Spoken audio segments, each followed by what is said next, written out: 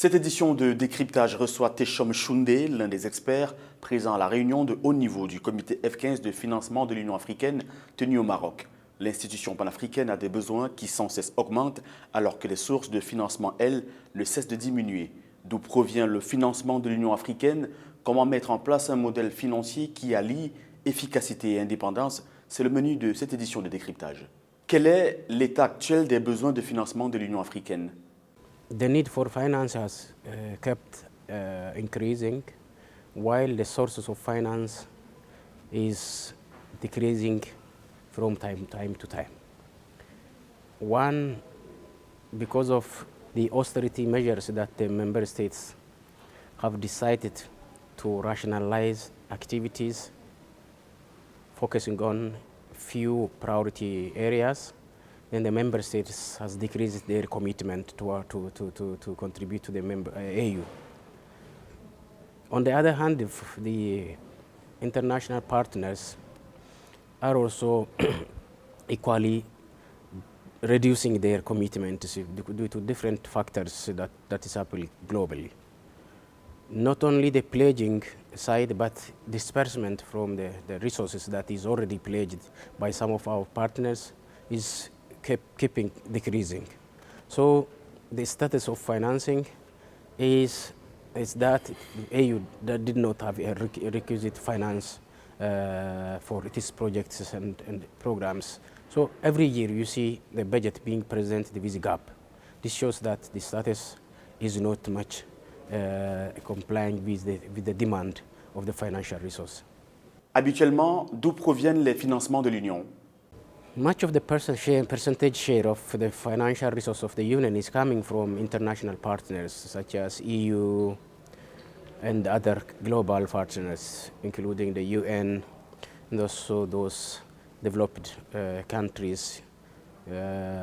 So member states has also a share, through their annual contribution, but that is not more than 30% of annual contribution. So much of the funds, especially when it comes to the programs and the peace support operations, is coming from partners, international partners. En juillet 2016, pour le financement de l'institution panafricaine, la conférence des chefs d'État et de gouvernement avait adopté la décision demandant à tous les États membres de l'UA de mettre en œuvre un prélèvement de 0,2% sur leurs importations. Pouvez-vous rappeler l'enjeu et le contenu de cette décision? The Assembly has adopted a decision called Decision 605 on financing the Union. That decision has provisioned the ways and modalities to raise a resource that Africa will finance its programs and projects through the sources within Africa. That decision has provisioned, among others, 0.2% levy on imports from outside Africa. That is intended to impose a tax levy on products which are not produced in Africa but imported to Africa. And then called upon the member states, entire African Union member states, to implement decision domesticating into their national regulations and laws. But in the course of implementation, this did not get much support from some of the member states, if not all. Some of the member states are claiming that this decision is not in compliance with the national regulations and laws, constitutions in their respective countries, and they cannot implement that. Some also claim that they have a problem, so the provision has a problem with regard to the compliance to the international obligations, such as their membership to the WTO and other international organizations and their commitment thereof. Member states, once they adopted a scale of assessment, even though they are not implementing the levy into their system, but they are paying from their treasuries.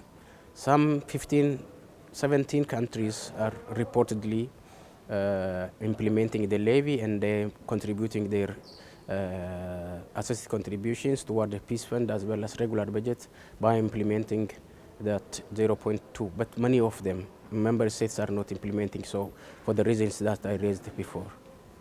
La décision devrait être opérationnelle dès janvier 2017 pour tous les États membres. Où en sommes-nous en 2022? Yes, it was supposed to go operational beginning from 2017.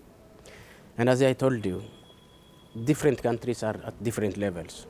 Some are implementing the 0.2 levy.